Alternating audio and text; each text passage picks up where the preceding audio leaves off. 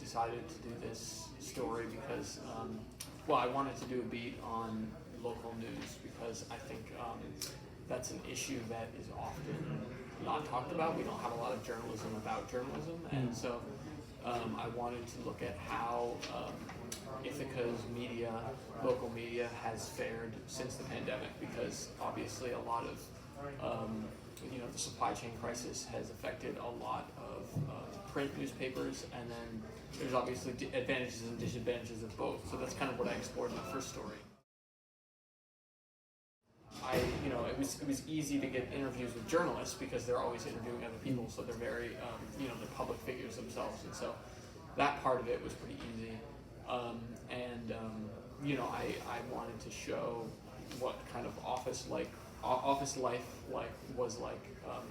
So when I was in the office of the Ithaca Voice, I took shots of one of their reporters just working away on a story, and then I asked the reporters that I was interviewing about what kind of changes and they have been doing to their publications since the pandemic, and how they're trying to connect with Ithaca in a better way, whether it be through digital or it be through having print publications around the town.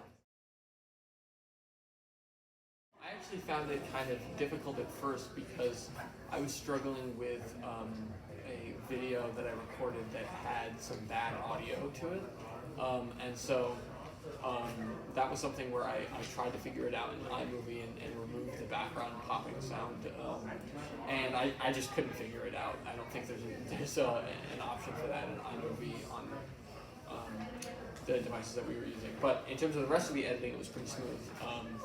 iMovie is pretty simple, and I had thought out my B-roll ahead of time, so it was kind of throwing things together and moving stuff around until the puzzle pieces fit.